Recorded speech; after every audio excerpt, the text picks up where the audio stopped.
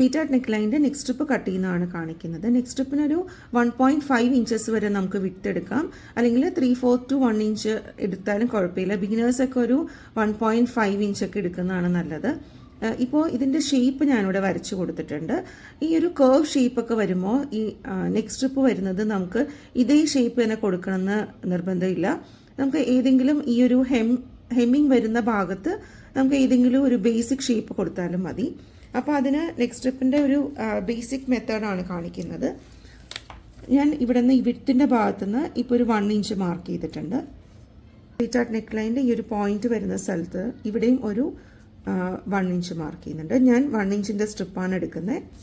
പിന്നെ ഈ ഒരു ഫോൾഡ് വരുന്ന ഭാഗത്ത് ഇവിടെയും ഒരു 1 ഇഞ്ച് മാർക്ക് ചെയ്തിട്ടുണ്ട്. ഇത് തുണിയിലാണെങ്കിലും ഇങ്ങനെ തന്നെയാണ്, ഈ സെയിം മെത്തേഡാണ് ഉപയോഗിക്കേണ്ടത്. എന്നിട്ട് ഈ ഒരു ഇവിടെ 1 ഇഞ്ച് മാർക്ക് ചെയ്ത ഭാഗവും ഈ ഒരു പോയിന്റിൻ്റെ ഇവിടെ മാർക്ക് ചെയ്ത ഭാഗവും തമ്മിൽ ഇങ്ങനെ ജസ്റ്റ് ഒരു സ്ട്രെയിറ്റ് ലൈൻ വരച്ചു കൊടുക്കുക. ഈ സെയിം ഈ ഒരു പോയിന്റിൻ്റെ ഇവിടെ നിന്നും ഈ ഒരു 1 ഇഞ്ച് മാർക്ക് ചെയ്ത പോയിന്റ് ഫ്രഞ്ച് കർവ് ഇങ്ങനെ വെച്ചിട്ട് ഷേപ്പ് കൊടുക്കുക. അപ്പോൾ നമുക്ക് ഇവിടെ ഫോൾഡ് ചെയ്ത് ഹെം ചെയ്യാൻ കുറച്ചും കൂടി ഈസി ആയിരിക്കും. ഇനി ഇത് കട്ട് ചെയ്തെടുക്കാം.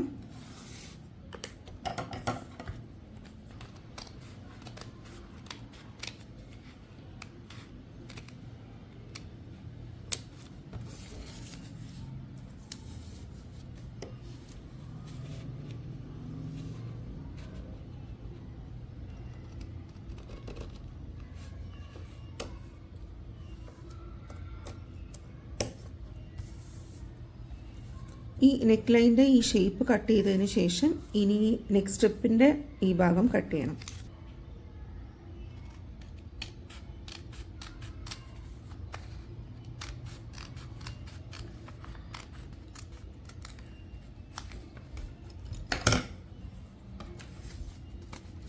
അപ്പം നമുക്കിങ്ങനെ നെക്സ്റ്റ് സ്ട്രിപ്പ് കിട്ടിയിട്ടുണ്ട്. ഇനി ഇത് ഓപ്പൺ ചെയ്ത് കാണിക്കാം. നെക്സ്റ്റ് സ്ട്രിപ്പ് സാധാരണ ചെയ്യുന്ന പോലെ ചെയ്തിട്ട് ഈ ഭാഗം ഹെം ചെയ്തെടുക്കണം. അപ്പോൾ ഇങ്ങനെ ഒരു ഷേപ്പ് കൊടുത്തുകൊണ്ട് എന്താ വെച്ചാൽ നമുക്ക് ഫോൾഡ് ചെയ്ത് ഇത് ഹെം ചെയ്യുമ്പോൾ കുറച്ചും കൂടെ ഈസി ആയിരിക്കും. ഇത് ഫേസിങ് വെച്ചിട്ട് നമ്മൾ നെക്സ്റ്റ് സ്ട്രിപ്പ് ചെയ്യുകയാണെങ്കിലും ഈ സെയിം മെത്തേഡ് തന്നെ ചെയ്താൽ മതി. കുറച്ച് ഈസി ആയിട്ട് നമുക്ക് ചെയ്യാൻ പറ്റും.